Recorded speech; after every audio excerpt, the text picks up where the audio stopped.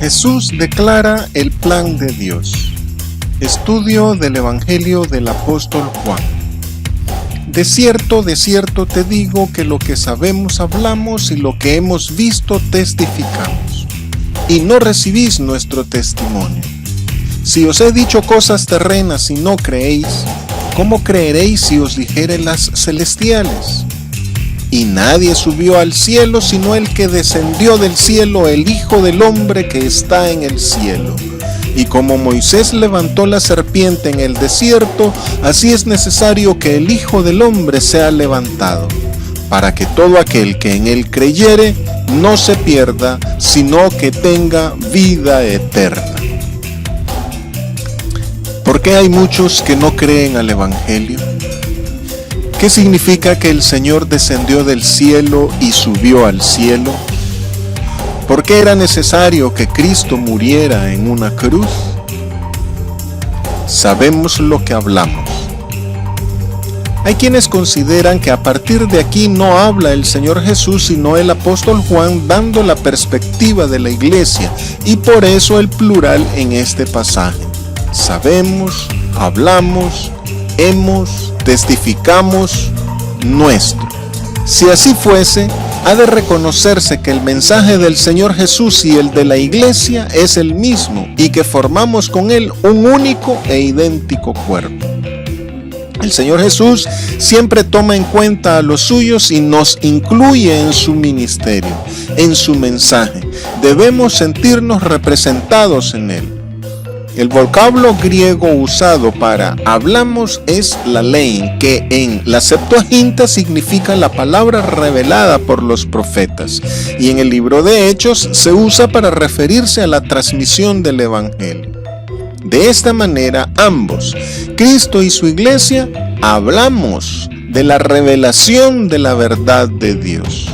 Nicodemo inició el diálogo con un sabemos, refiriéndose a la tradición, pero nada sabía sobre el nacer de arriba, de lo alto. El Señor sí lo sabe porque Él viene de lo alto. El saber de Jesús y de la iglesia es de primera mano, por experiencia personal, por vivencia directa. Es sobre lo que hemos visto y oído. No recibís nuestro testimonio.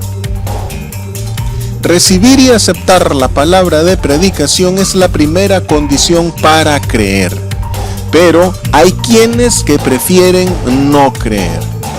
Al explicar el nacer de arriba, el Señor Jesús usó la figura del agua y el ejemplo del viento para que con imágenes conocidas pudiésemos visualizar la actividad celestial ocurrida en el hombre al momento de la regeneración operada por el Espíritu Santo. Pero el problema de Nicodemo y de muchos como él no es que no comprenden, sino que no creen. Tal vez creen en la necesidad de nacer de arriba, pero no creen que debe suceder solamente a través de Cristo Jesús. Es decir, no creen en el Señor Jesús. Y solo a los que creen en Él les es concedido conocer los misterios de Dios. A los demás, el Señor solo les habla en parábolas. Si no creen lo terrenal, menos lo celestial. Esta expresión no es una contraposición entre el cielo y la tierra, porque no son realidades contrarias, sino complementarias. Significa que a través de lo que conocemos podemos comprender lo que no conocemos. Lo que aquí podemos experimentar es un adelanto de lo que nos espera en el cielo con el Señor. Más adelante el Señor reconoce las limitaciones humanas. Por estas dificultades las cosas celestiales nos resultan raras. Por eso el Señor ahora las clarifica y con propiedad, pues Él ha bajado del cielo. Si las parábolas del agua y del viento no despertaron la fe en Nicodemo, sería inútil hablarle directamente sobre la realidad celestial. Las cosas terrenas se refieren a lo anunciado por los profetas, esa base común para introducir a Nicodemo en la correcta concepción del reino de Dios. Así, el nuevo nacimiento y la renovación del hombre por el Espíritu de Dios deberían serle temas familiares debido a sus estudios de las Escrituras. Pero Nicodemo, reducido a la tradición y aferrado a su propia visión de las Escrituras, se ha inhabilitado a sí mismo para comprender la promesa del Espíritu Santo. Aunque admitía que el Señor Jesús venía de Dios, no pudo aceptar que había sido engendrado por Dios y que siendo igual a Dios, descendió del cielo en semejanza a los hombres. Nadie subió al cielo. Con esta afirmación de nadie subió al cielo, se niegan categóricamente las aseveraciones de los pseudoprofetas apocalípticos. Se refutan las doctrinas gnósticas sobre viajes celestes estáticos por parte de sus iluminados. Se denuncian las mentiras sobre los Anunnaki y similares, y se rechazan todos los tipos de canalización de los médiums. Ningún revelador de doctrina ha tenido jamás acceso directo a las regiones celestes, por lo que sus declaraciones son falsas y por consiguiente vacías. Solo Jesucristo ha subido y se prueba en el hecho que de ahí ha descendido. Por tanto, solo Él es el revelador de la verdad. Todo el que se distancia del Señor Jesucristo y pretende enseñar, deben tomarse sus palabras como completamente falsas. La Biblia afirma que el Señor Jesús, por cuanto viene de arriba, del cielo, del Padre, es que ha subido o regresado a Él. Proverbios capítulo 30, versículo 4 pregunta: ¿quién subió al cielo y descendió? ¿Quién encerró los vientos en sus puños? ¿Quién ató las aguas en un paño? ¿Quién afirmó todos los términos de la tierra? ¿Cuál es su nombre y el nombre de su hijo, si sabes? Hay aquí una triple relación. Ascensión viento en relación al nacimiento de arriba. Viento agua en relación al Espíritu de Dios y agua tierra aludiendo al nacimiento en la carne. Este es un versículo muy acorde al relato de la plática entre Jesús y Nicodemo. Y concluye preguntando de manera retórica por el nombre del Hijo, a quien señala como el que ha descendido del cielo. ¿Y qué hay de Moisés, Elías, Daniel, Pablo, etcétera, que han sido arrebatados en sus visiones al cielo? Bueno, a diferencia de Jesús, su presencia no ha sido real, sino a través de visión. El testimonio de Jesús es profundo, pues se basa en experiencias fácticas no derivadas de una vívida visión. Todos estos hombres de Dios y todos los cristianos hemos experimentado el vivir en la esfera divina, en la dimensión de Dios, en el ámbito celestial. Pero Jesús ha estado en el cielo en un sentido local, en el sentido espacial de la palabra, y solo Él ha visto a Dios, el que descendió del cielo.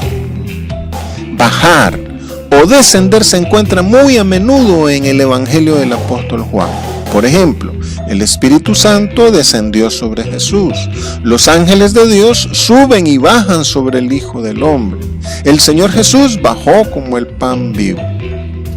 En cuanto al Señor, la idea de bajar y subir indica su origen celeste y divino. Los conceptos de descenso y ascenso de Cristo resumen todo su quehacer revelador y salvífico. Descender implica la humillación del Señor y subir conlleva su glorificación. El Señor desciende en la encarnación y regresa al Padre en la ascensión. Sube a la cruz para descender al ser enterrado y luego sube en su resurrección. Para los apóstoles Pedro y Juan, la glorificación, exaltación o ascenso del Señor Jesús empieza en la cruz. Pero para el apóstol Pablo, la cruz es parte de su humillación o descenso. Pero el Señor Jesús habló de su muerte como su glorificación, porque sacrificio y glorificación son idénticos, y concuerda con su enseñanza de ser postrero para ser primero, de ser el menor para ser el mayor. Hijo del hombre.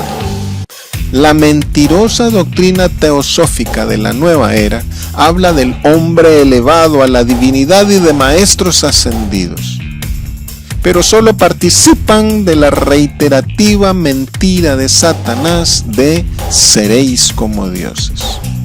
Nadie ha ido al cielo para ver y conocer las cosas celestes, solo Cristo Jesús, el Hijo del Hombre, que siendo del cielo, descendió a la tierra para revelar las cosas celestiales.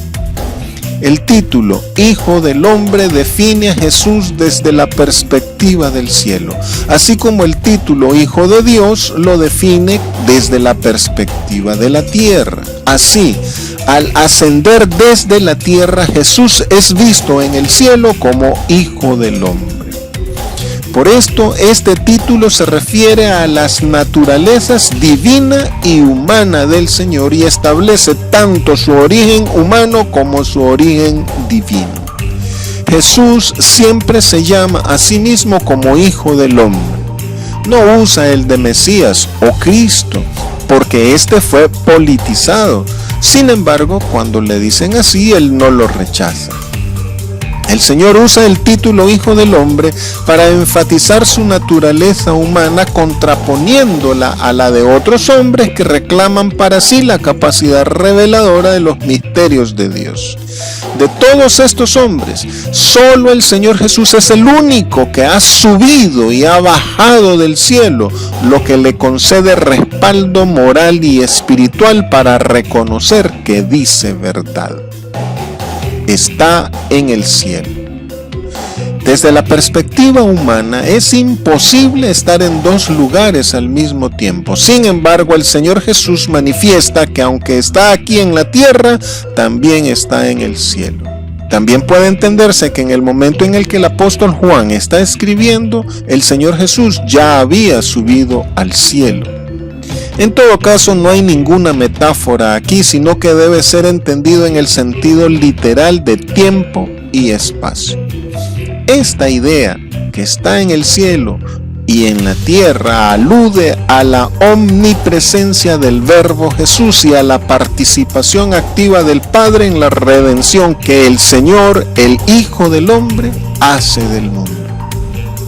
El Hijo del Hombre, el Verbo hecho carne, está en el ámbito terrenal y también está en el del cielo, en el seno del Padre. Esto significa que el Padre acompaña al Verbo Jesús en el plano terrenal mientras realiza su misión salvífica y de revelación. Este apoyo recíproco entre el Padre y el Hijo alude a la ascensión, implicando un proceso ascendente y descendente durante todo el ministerio de Cristo sobre la tierra. Por esto, en cuanto al cielo, Jesús siempre habla en presente. Al igual que el Señor, todos los creyentes estamos siempre en la presencia de Dios. La Biblia dice que el que quiere subir al cielo hace bajar a Cristo, y el que quiere morir para estar con el Señor hace resucitar a Cristo. Dios está cerca de nosotros en la palabra y en el corazón. Entre nosotros está el reino de Dios. El Señor Jesús afirma que ha descendido del cielo y que está en el cielo porque Él es del cielo. Como Moisés levantó la serpiente. Números capítulo 21, versículo 9 dice que tras una plaga de serpientes en el desierto, Moisés elevó una serpiente de bronce sobre una asta o poste para sanidad de las víctimas. El texto masorético y la Septuaginta usan un vocablo griego que, además de significar asta o estandarte, también significa signo o señal, lo cual convierte este relato en emblemático. Luego, El asta con la serpiente de bronce fue guardada como símbolo de salvación hasta la época del rey Ezequías, en memoria de la sanación que dio Dios al que la veía. La Iglesia Católica Romana usa este pasaje para justificar la hechura y veneración de imágenes, pero obvian que fue destruida por el rey Ezequías precisamente porque le quemaban incienso, convirtiendo este objeto de bronce en un objeto de adoración y no como un recordatorio.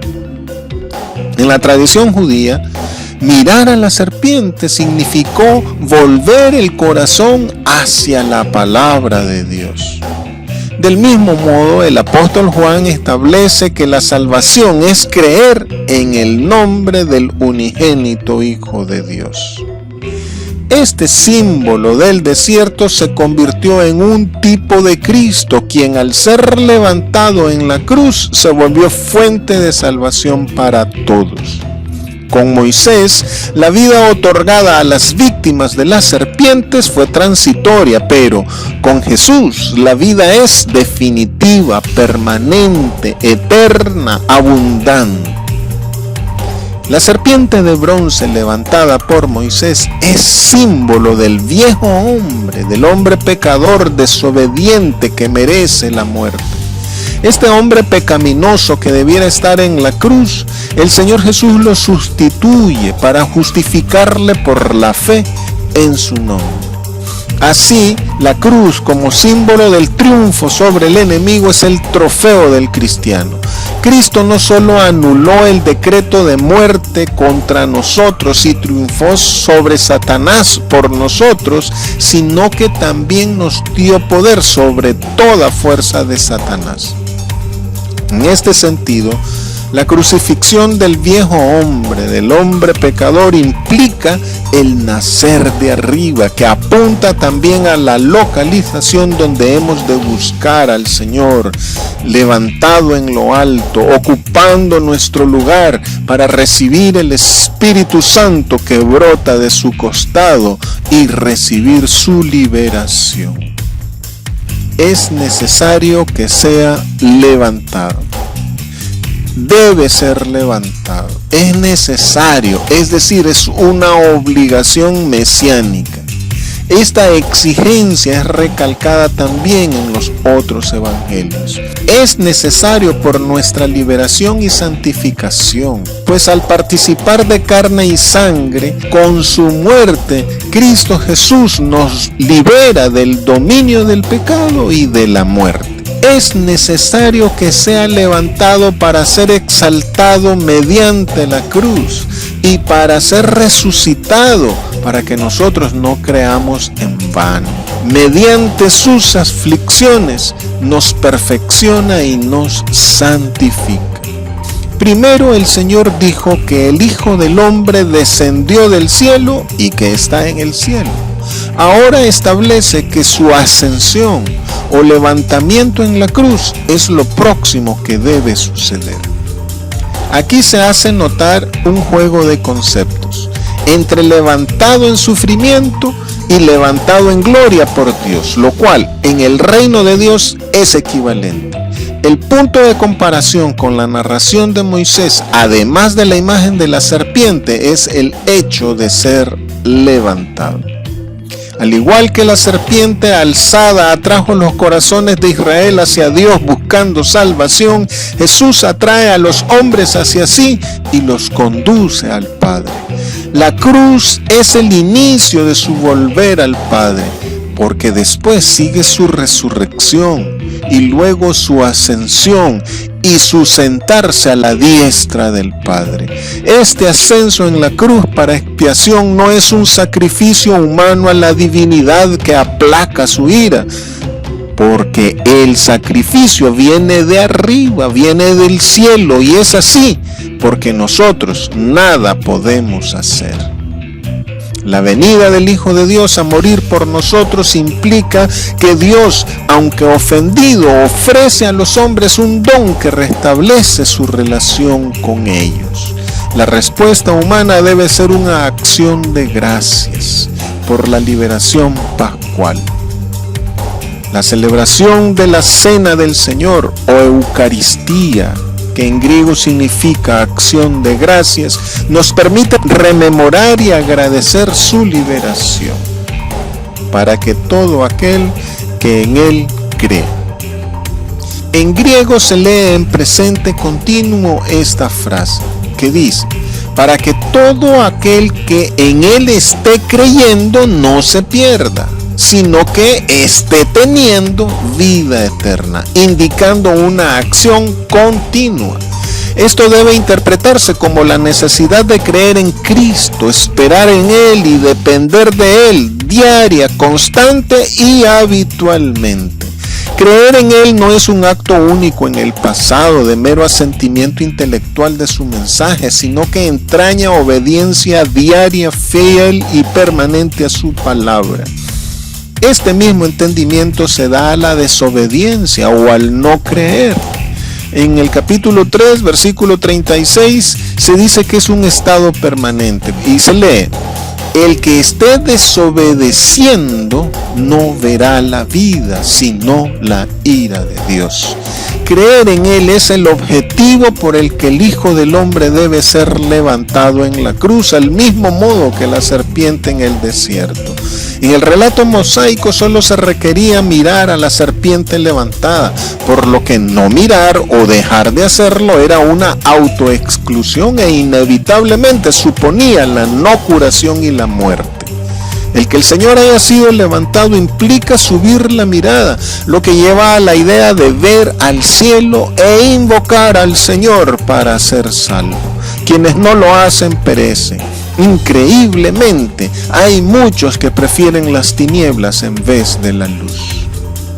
Dijo el apóstol Pablo: si Cristo no resucitó, vana es nuestra fe, todavía estáis en vuestros pecados. Adaptando esta frase a este contexto del Evangelio del apóstol Juan, podríamos leer así: para que todo aquel que crea en el que ha resucitado. Esto implica que el no aceptar o recibir a Cristo resucitado demuestra que aún estamos en pecado, porque el que cree en Él debe creer también que ha resucitado. Vida eterna. Respecto a la serpiente en el desierto, Moisés dijo: cualquiera que fuere mordido y mirare a ella, vivirá. Pero del Señor Jesús se dice: el que en Él crea, tiene vida eterna. Jesucristo es el fundamento único de la vida eterna. Al igual que la serpiente en el asta, Jesucristo es el punto de referencia. Creer en Él es mantener la mirada en Él. Vida eterna es más que vida en la era venidera. Vida eterna es poder conocer a Dios el Padre. La vida eterna no solo es inmortalidad o resucitar en inmortalidad. Vida eterna es una condición de vida que podemos experimentar aquí y ahora, aún estando en este cuerpo de muerte. La vida eterna es una realidad tan presente como futura. Es una vida en abundancia, es una vida completa, con propósito, una vida satisfactoria. Los que hemos creído en Cristo Jesús, mostramos que tenemos vida eterna aquí y ahora al gozar con la compañía del Señor, al contar con su guía, al obtener sanidad para el cuerpo y para el alma, al recibir su ayuda en la resolución de todo tipo de problemas que atravesamos, al alcanzar la paz, incluso en medio de las más graves dificultades, al ser beneficiados con el perdón de nuestros pecados, al ser capacitados con dominio propio contra las tentaciones, al adquirir prudencia para prevenir errores en nuestras decisiones por la guía de su Santo Espíritu en nosotros. En este sentido, vida eterna es igual a reino de los cielos, en tanto se comprenda que su reino ya está en funcionamiento.